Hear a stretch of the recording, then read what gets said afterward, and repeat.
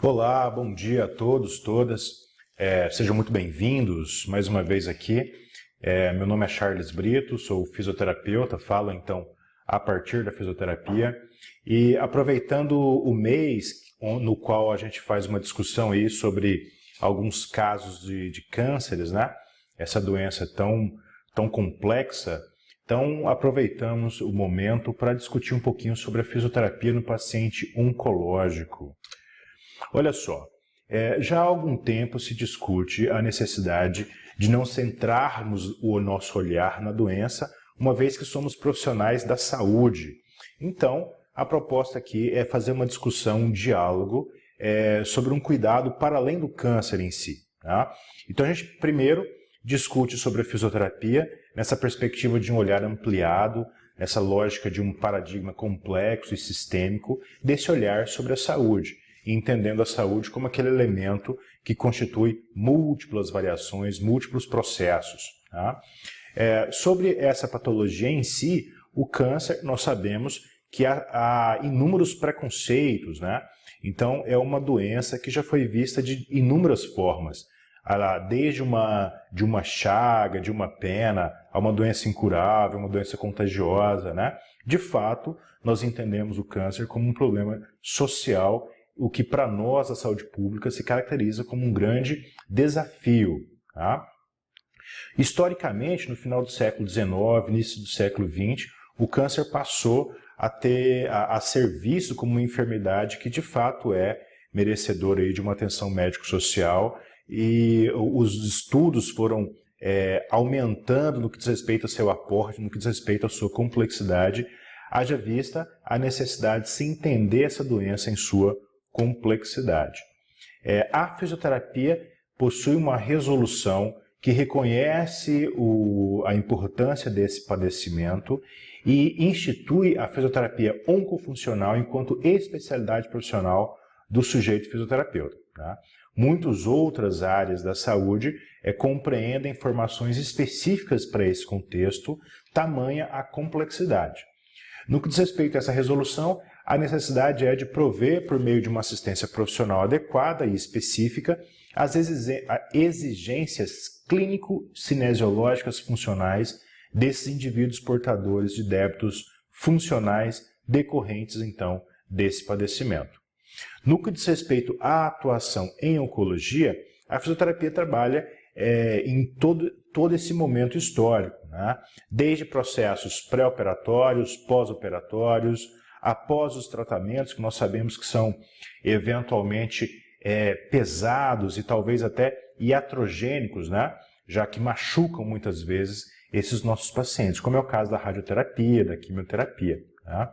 A fisioterapia vai também atuar nas questões ligadas ao transplante de medula óssea, tanto no pré quanto no pós-operatório, bem como em unidades de terapias intensivas e no processo do follow-up, na sequência dessa assistência terapêutica, aliados também aos chamados cuidados paliativos, que é um novo ramo aí, na verdade nem tão novo, da medicina, das ciências da saúde, que diz respeito a um cuidado com olhar mais humanizado para esse paciente que vivencia momentos finais, né, onde a doença já não há mais cura nesse caso. Bem, o câncer, nós sabemos, é um conjunto de mais de 100 doenças que têm em comum o crescimento desordenado dessas células, que tendem, inclusive, a invadir outros espaços, tecidos e órgãos vizinhos, o que vai caracterizar para nós a metástase. E daí, esse comprometimento severo que essa doença desenvolve, acometendo outros sistemas e aí prejudicando a funcionalidade, a motricidade, a qualidade de vida desses indivíduos. Nós sabemos que o câncer ocorre em praticamente todos os organismos vivos, já que são passíveis de terem as suas células, o seu crescimento celular alterado de forma anormal. No Brasil, o câncer é a segunda causa de morte, né? Então, isso vai legitimar esse problema de saúde pública que nós já falamos outrora. Dados aí do DataSUS, em 2015, registraram, então, 2.009 ou melhor, 209.780 óbitos desse padecimento, dessa doença. Esses dados, então, põem em consideração essa compreensão dos fundamentos dos cuidados paliativos e das suas especificidades e aplicabilidades para o desenvolvimento de práticas humanizadas que aprovem, então, o protagonismo, a corresponsabilidade e a autonomia desses pacientes e de seus familiares, conforme, então, prevê a Política Nacional de Humanização. Bem, o crescimento do câncer no Brasil e no mundo é alarmante, né? O que vai mais uma vez legitimar a importância desse cuidado, desse olhar. Tá? Os números, como eu havia dito, são por demais crescentes, tanto em países ditos desenvolvidos como aqueles em desenvolvimento. No que diz respeito à saúde pública, o câncer está aí acometendo aproximadamente 20 milhões de pessoas no mundo, né, padecendo dessas doenças, 600 mil novos doentes por ano no Brasil, um número extremamente considerável. 60% desses pacientes têm diagnóstico em um estado já avançado, o que vai denotar aí um grande risco, e aí essa alta mortalidade que eu acabei de apresentar vai nos dar aí um alto impacto socioeconômico. Há um controle dependente dessa política pública envolvendo aí a sociedade nesse enfrentamento. O tratamento desse padecimento é de alta complexidade, então muitas vezes oneroso, né? E não só pensando nessa perspectiva material, mas sofrido para esses pacientes, para esses familiares. Como eu já havia dito, é a segunda causa de morte, representando aí 190 mil mortes por ano. E aí 1/3 desses casos de câncer são evitáveis. Olha só o tamanho da necessidade de se implementar, de se instituir essas práticas, essas políticas de prevenção e promoção da saúde para evitar aí 1/3 dessas mortes, tá? Olha só, nessa lógica a gente entende que é um padecimento que se caracteriza como uma doença crônica degenerativa que causa um enorme transtorno em diversas dimensões aos pacientes e aos familiares, tá? Alguns dados aí da Organização Mundial da Saúde, eles demonstram aí, dizendo que são diagnosticados por ano 11 milhões de casos de câncer no mundo, né? Isso aí é responsável, então, por 12,5% de óbitos, tá? No que diz respeito, então, ao Plano de Ação Global da Organização Mundial da Saúde, eles estabelecem aí 4 grandes objetivos e estratégias para esse enfrentamento, tá? Essas estratégias são, inclusive, recomendadas aos países signatários da Organização Mundial da Saúde. Bem, a primeira questão é, de fato, prevenir, né? Já vale o ditado aí que é mais fácil prevenir do que remediar. Então, a Organização Mundial da Saúde e seus pares sugerem prevenir, de fato, o que for prevenível, né? Entendendo que aproximadamente 40% pode ser eventualmente cuidado nessas estratégias primárias, evitando, então, e reduzindo a exposição aos fatores de risco, bem como implementando aí essas estratégias de prevenção.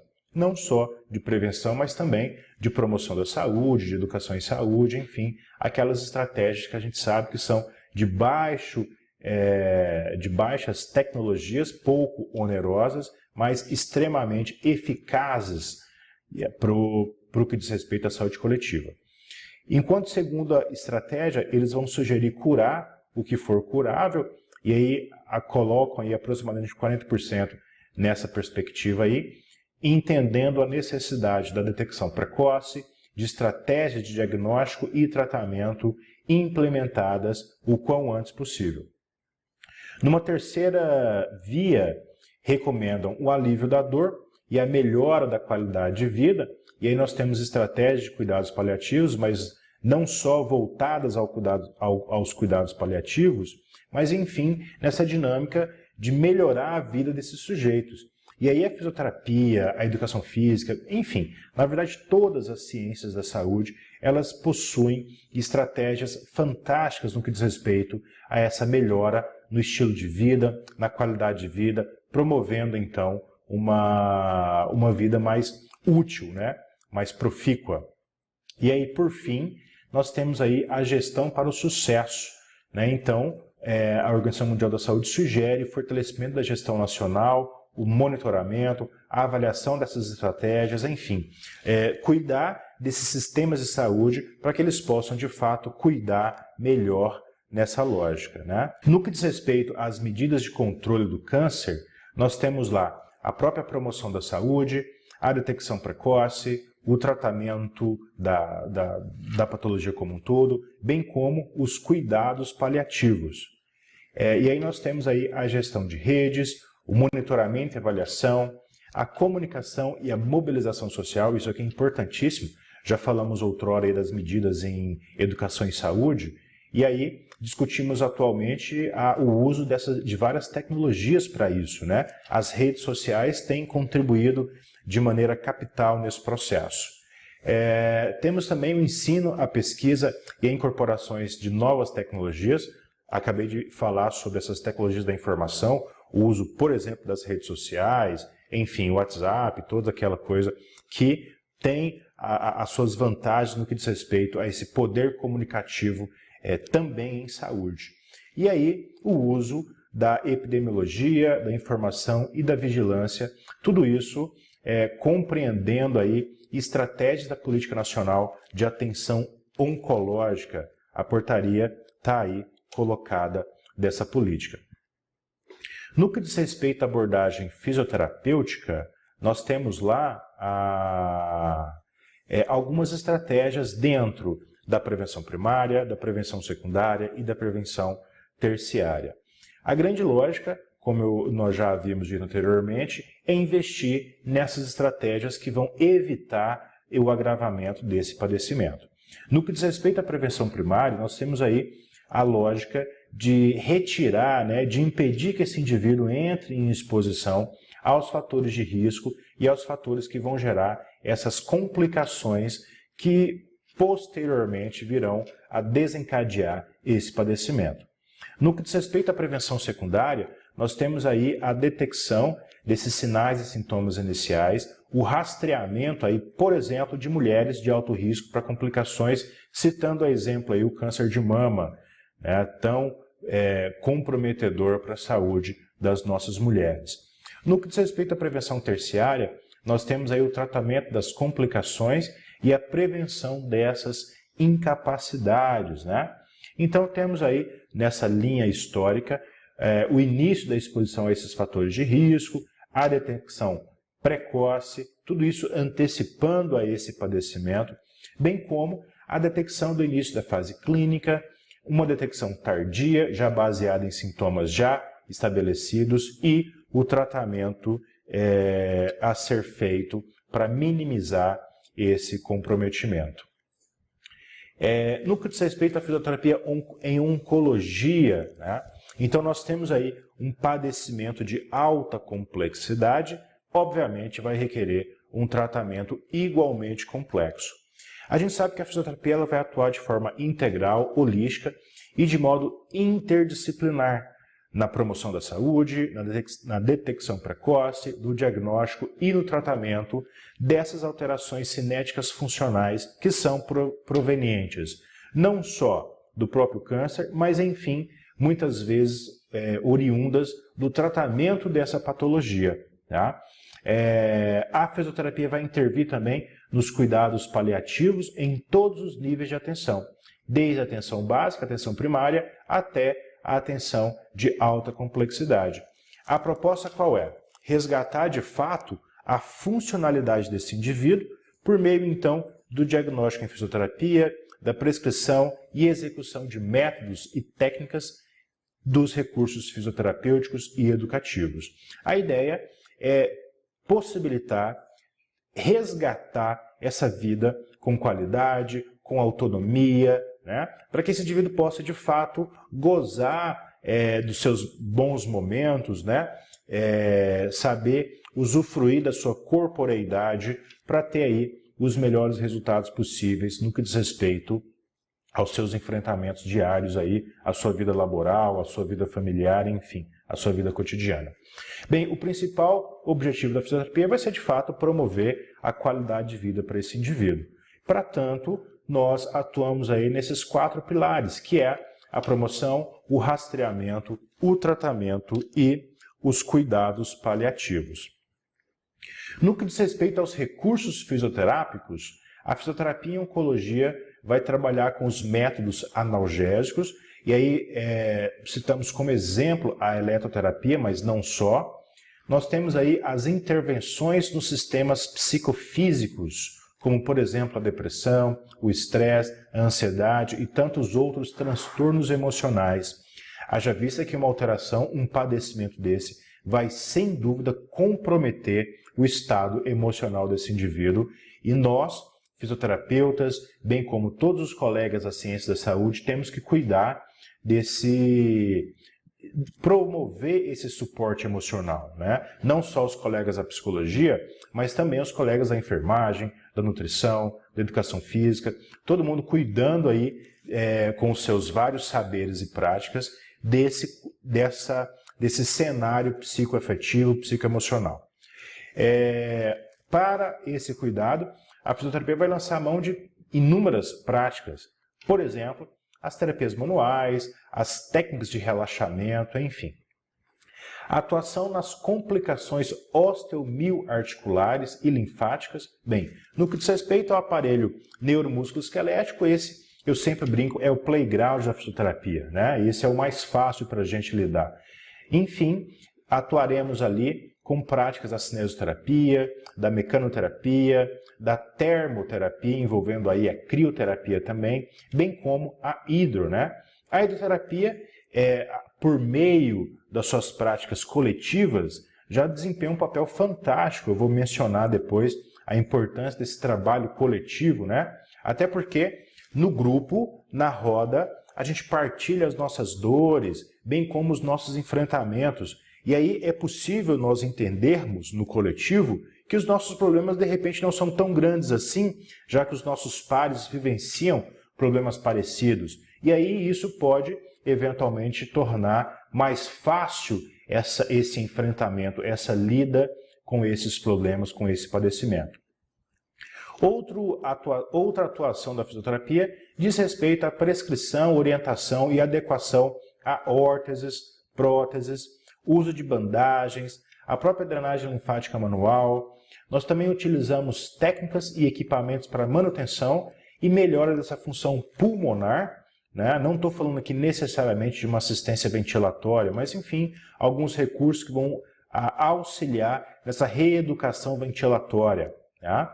Temos aí a assistência por meio de métodos específicos como o Bobat, o Cabot, né, aos pacientes neurológicos, tanto adultos quanto pediátricos.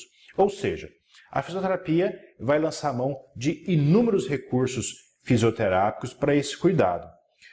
O que eu iniciei a minha fala dizendo sobre esse tratamento desse padecimento complexo é dizer que, para além do olhar com a doença, a gente tem que atentar para a característica individual, a singularidade desse indivíduo.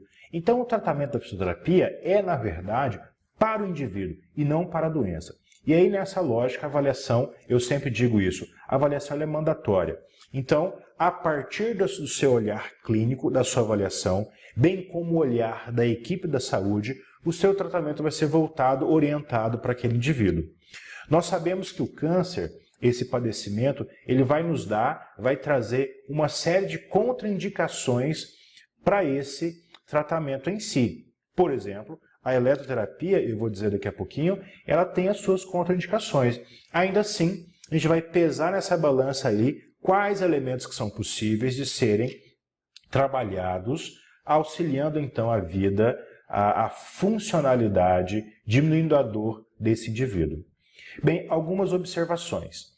É muito importante que o fisioterapeuta conheça de fato aí sobre cada tipo de câncer, os seus estágios, as suas complicações, os seus tratamentos, né? Até para que com isso ele consiga de fato traçar aí o melhor plano de tratamento sem que esse possa apresentar riscos ao paciente.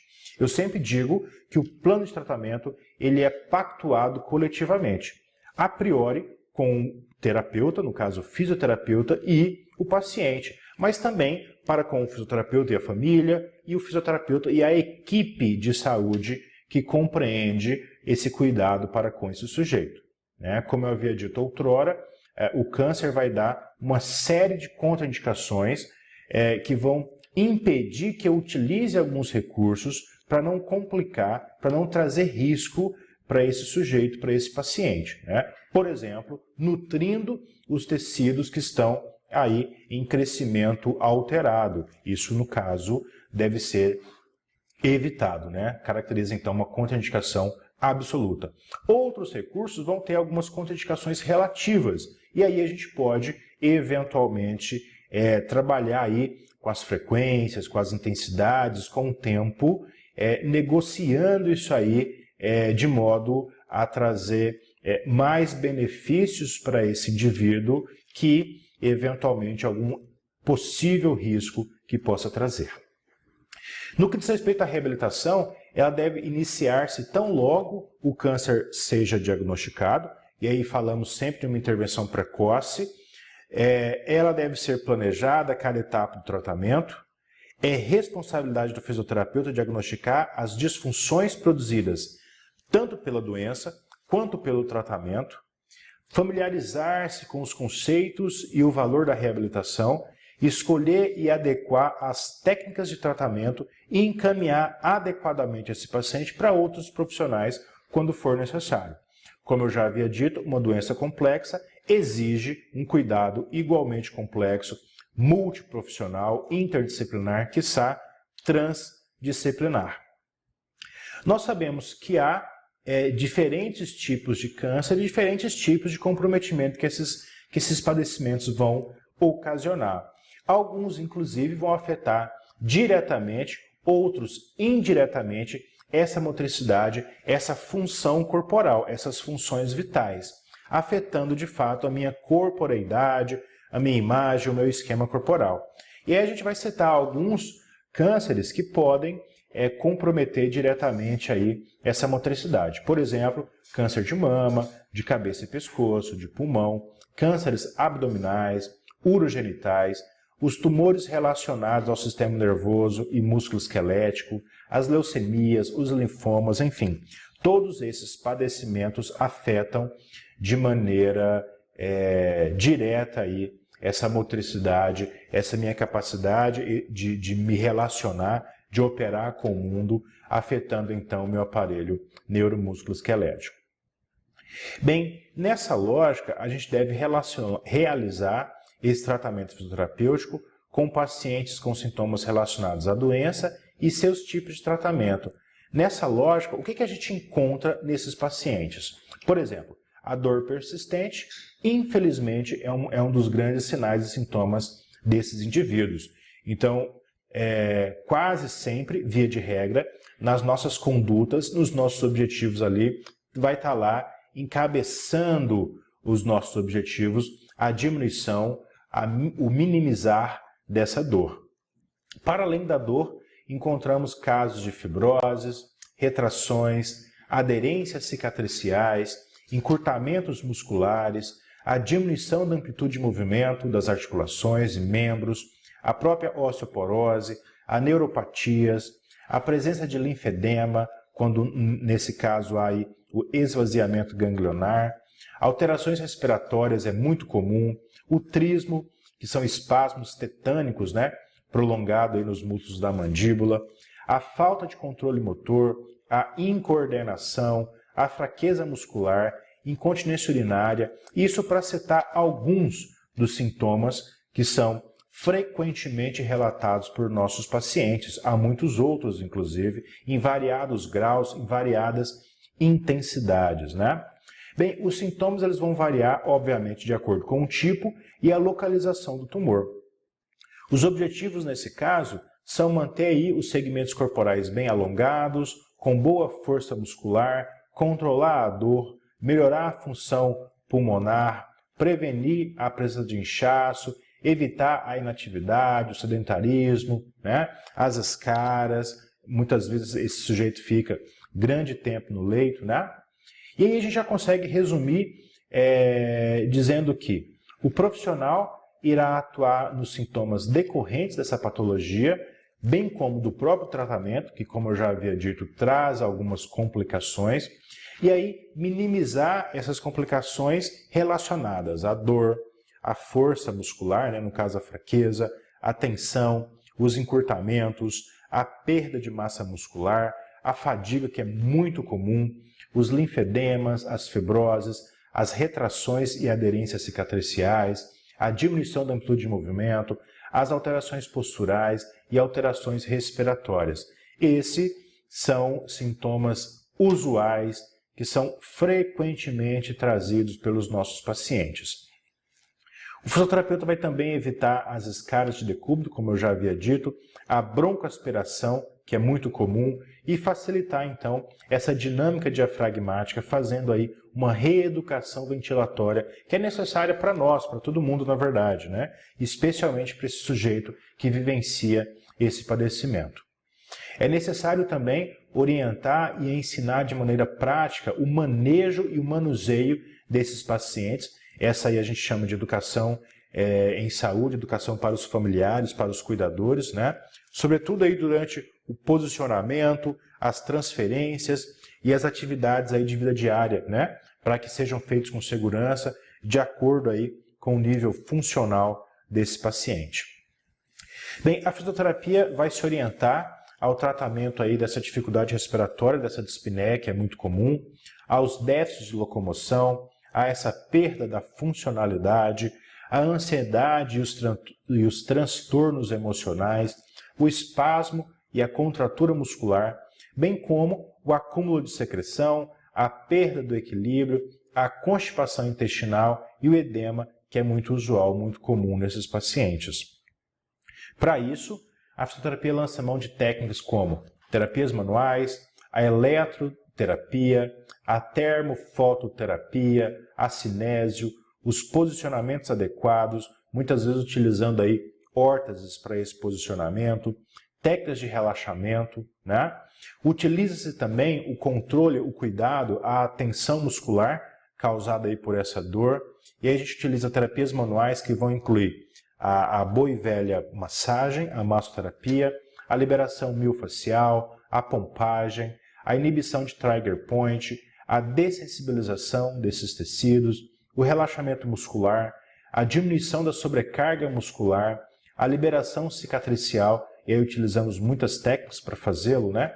A massagem do tecido transverso profundo, no sílex, as próprias ventosas, a crochetagem, enfim. Trabalhar também com as fibroses, né? A redução de bloqueios articulares, o controle postural, bem como a redução do estresse e dos níveis de ansiedade. No que diz respeito à dor no câncer avançado, a gente sabe que é, de fato, um dos fatores mais determinantes desse sofrimento relacionado a essa doença. No que diz respeito à fisiopatologia dessa dor, nós temos a própria destruição tecidual causada pelo tumor, o efeito dos tratamentos e a metástase óssea, que é severamente causadora dessa dor. A dor, quando não controlada, ela vai ter aí como efeito, aí, né, como decorrência, o isolamento social, até porque há uma severa diminuição na capacidade funcional e na qualidade de vida desse indivíduo, né? E aí, no que diz respeito à abordagem pela fisioterapia, a gente vai avaliar o que está causando de fato essa dor, buscando não só ir nos sintomas mais superficiais, mas tentar ir nas causas desse processo, estabilizar as estruturas com sobrecarga, por exemplo, fazendo uso de órteses, orientar quanto ao posicionamento adequado desse segmento, orientar condutas domiciliares adjuvantes aí a esse controle de dor, avaliar os critérios para indicação da cinesioterapia diante de outros sintomas associados e indicar terapias complementares, né? Nós sabemos que nós temos uma política de práticas integrativas e complementares e aí podemos utilizar inúmeras terapias para auxiliar nesse controle de dor. A acupuntura, por exemplo, é bastante indicada. Bem, no que diz respeito às práticas ainda da fisioterapia, né? Nós temos lá a termofototerapia, a eletroterapia, há estudos aí que vão falar do uso do TENS nesses pacientes, embora nós saibamos das contraindicações relativas, né? Por exemplo, não se colocar sobre o tecido neoplásico, a pele desvitalizada após radioterapia, por exemplo, contraindica o uso desse aparelho, pacientes impossibilitados de compreender a natureza da intervenção ou dar um feedback sobre o tratamento, né? Ou seja, aqueles sujeitos cuja sensibilidade está comprometida, isso vai contraindicar o uso da eletroterapia com o TENS, por exemplo, né? Isso no local que está com esse comprometimento. A cinesioterapia é largamente utilizada, temos ali para todas essas propostas terapêuticas algumas eventuais contraindicações relativas. Para isso a gente vai ter que saber se essa terapia vai impactar no sistema cardiovascular de modo bastante significativo, de modo a nutrir esses tecidos, de modo a favorecer a metástase. Entendendo que isso não ocorre, a terapia está então indicada e vai fazer bem para esse indivíduo. Temos aí os recursos terapêuticos manuais largamente utilizados aí, a mobilização, a massoterapia, as eventuais manipulações articulares, né? A prescrição de órteses e próteses podem então serem realizadas. Educação em saúde, esse é fantástico, esse não há e nunca houve nenhuma contraindicação com isso e nunca haverá. Orientações específicas aos pacientes, aos cuidadores, aos familiares, bem como as terapias complementares que eu já havia dito outrora, citando a exemplo a acupuntura, a aurículo, o reiki, né? Tantas práticas aí interessantes nesse cuidado, né? A arte-terapia, a musicoterapia, a cromoterapia, enfim, tantas práticas aí associadas a esse processo. No que diz respeito à órtese, nós temos aí órteses que são estabilizadoras e órteses que são auxiliares da marcha, né? No que diz respeito às estabilizadoras, a gente entende que essas órteses elas podem minimizar a sobrecarga mecânica no esqueleto apendicular ou axial. Elas são essenciais para os pacientes com metástases ósseas, já que vão prevenir fraturas ou para aqueles que já houveram ossos fraturados. Elas permitem a reeducação funcional e o controle de dor e minimizam a ação dessas forças mecânicas e o torque muscular sobre as vértebras, de modo a diminuir o risco de fratura patológica e diminuindo então a dor. No que diz respeito às órteses auxiliares de marcha, a gente entende que elas podem permitir essa redução da descarga de peso na cintura pélvica e nos membros inferiores, auxiliam a marcha, diminuem o risco da fratura e o risco de queda e auxiliam também no controle da dor. Como eu disse outrora, a avaliação sempre é e será mandatória.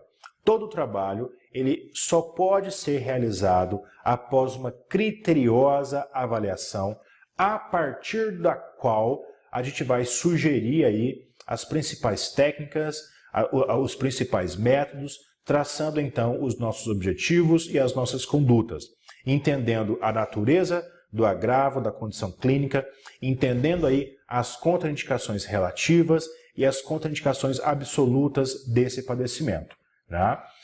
Jamais, como diria o juramento hipocrático, né?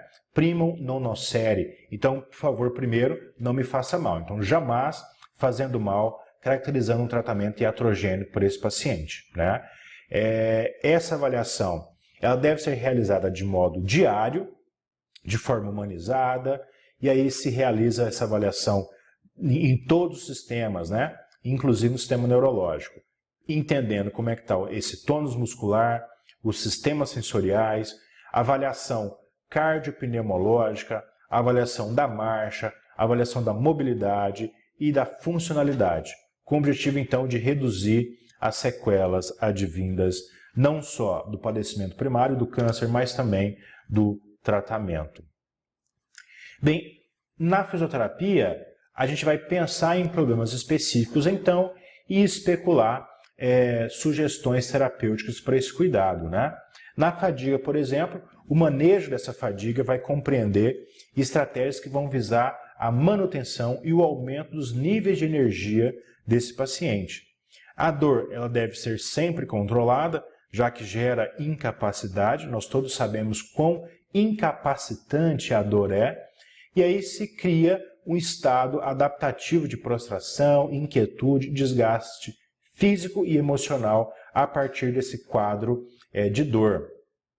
No caso da dispneia, se faz, quando necessário, a instalação de uma ventilação mecânica não invasiva, recurso que proporciona suporte ventilatório por pressão positiva, sem necessidade de intubação endotraqueal, pois utiliza então interfaces distintas que se acoplam à face.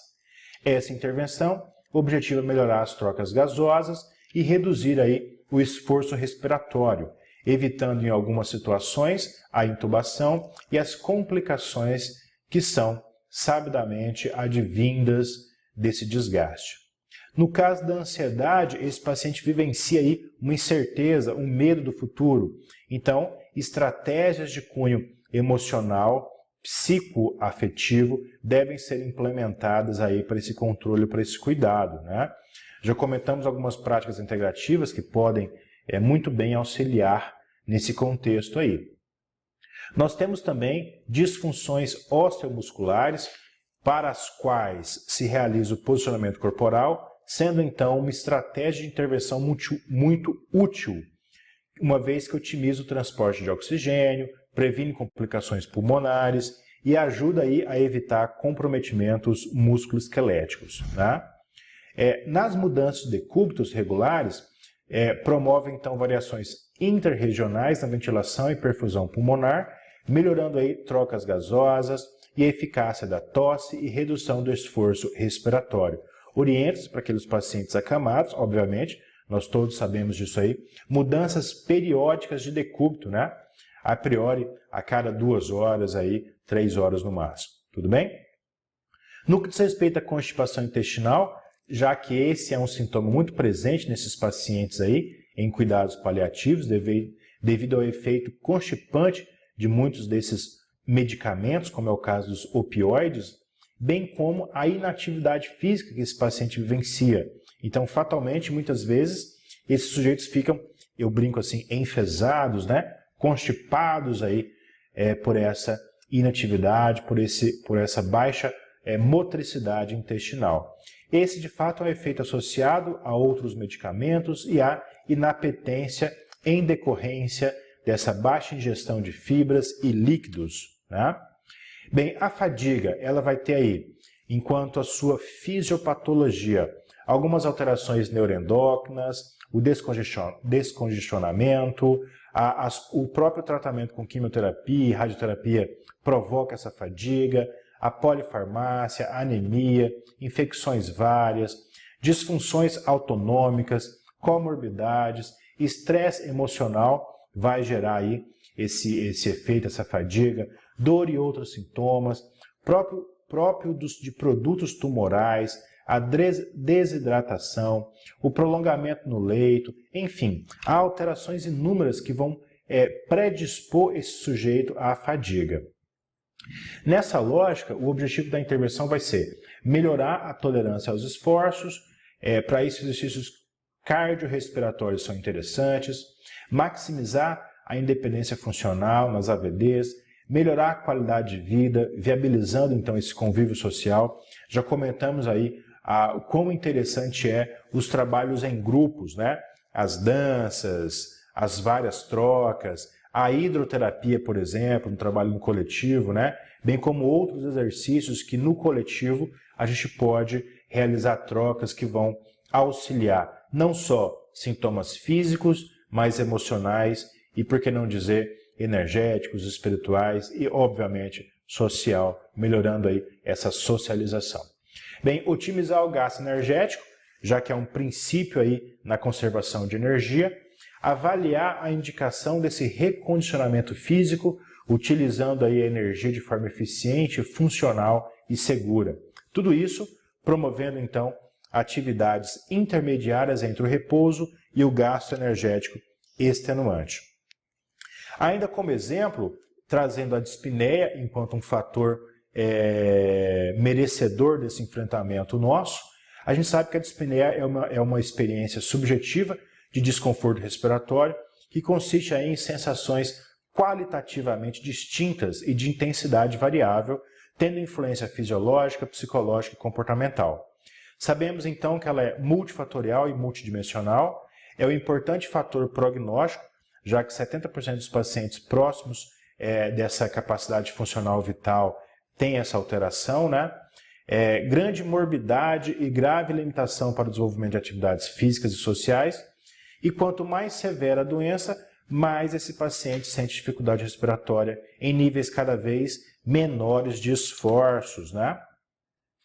Para isso, as intervenções fisioterapêuticas em respeito à analgesia, alongamentos realizados de forma passiva e ativa, exercício de fortalecimento muscular com ou sem carga, exercícios de amplitude de movimento, exercícios cardiorrespiratórios, exercícios pulmonares, como a própria cinesioterapia respiratória, manobras de higiene brônquica, manobras de reexpansão pulmonar, tudo isso fazendo parte aí do tratamento e das técnicas a serem utilizadas, tanto lá na drenagem linfática, como técnicas de enfaixamento, exercícios físicos e alongamentos, a eletrotermofototerapia, enfim, há uma dinâmica muito grande de práticas aí a serem realizadas para esse cuidado, para esse controle desses padecimentos. Ainda como exemplo, citando aí o transplante de medula óssea, a gente conhece que 76% desses pacientes vão apresentar fadiga. Olha que número alto desses pacientes, né? Tamanha aí a necessidade desse cuidado. 41% apresentam fraqueza nesses movimentos, e aí esses efeitos, a gente sabe, eles são provocados pela própria inatividade, pelo repouso prolongado no leito e pela toxicidade desses produtos quimioterápicos que são utilizados pré-transplante. A fisioterapia principalmente vai ser utilizada aí, sendo iniciada de modo o mais precoce possível, logo após o diagnóstico. E ela pode ser responsável, então, por atenuar ou mesmo prevenir que esses sintomas apareçam. Bem, já caminhando para o final aqui, a gente vai fazer algumas ressalvas, algumas observações importantes, sobretudo no que diz respeito aos chamados cuidados paliativos.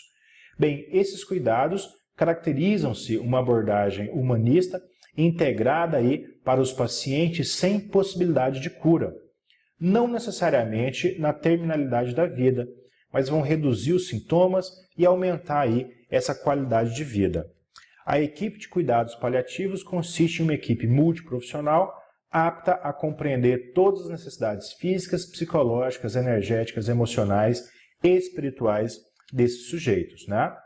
No que diz respeito a esses cuidados, há de se ter uma visão multidisciplinar na qual o nosso papel será alívio desse sofrimento, um apoio emocional, apoio familiar, apoio espiritual, alívio dos sintomas, uma infraestrutura em vários aspectos, inclusive ambiental, bem como práticas aliadas a esse cuidado com o cuidador. Tá? Bem, aqui algumas imagens de uso de hortos, de enfaixamento, de trabalhos físicos sendo realizadas para esses pacientes aí.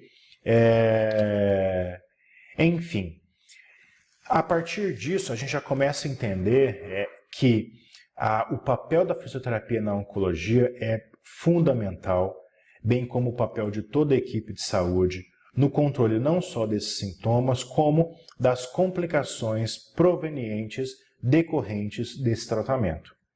O importante é que mesmo com as limitações, esse paciente consiga ter uma vida digna, útil e autônoma, né? Esse paciente, então, ele é orientado a realizar as sessões diárias de exercícios, uma vez que são importantes aí para conferir essa autonomia que eu mencionei, bem como amenizar os sintomas provocados pelo tumor, que vão tender aí a ficar mais intensos conforme esse tratamento e a própria patologia avança. Podemos estimular esses pacientes a fazer pequenos exercícios desde uma caminhada com acompanhante, quando necessário, a fazer processos muitas vezes estacionários, como a cicloergometria, por exemplo, né? Eventualmente exercícios com cargas, bem como exercícios outros que vão variar de acordo com o grau da fadiga, a presença ou não de dor. Aqueles pacientes que eventualmente não conseguem realizar atividades mais intensas por conta da fadiga, ainda assim eles são orientados a se locomover, a se mobilizar, né? Tentando aí estimular pequenos esforços diários, trabalhando ali na conservação dessa energia, o que vai garantir para ele uma melhor qualidade de vida. Tudo bem? Eu fico aqui agradecido, esperando que vocês aí possam tecer cuidados aí para com os seus pacientes nesses padecimentos severos aí. Fico à disposição, tanto aqui para algumas questões, algumas perguntas, quanto ali nas nossas teleconsultorias. Desejo a todos aí saúde e paz e bem a todos.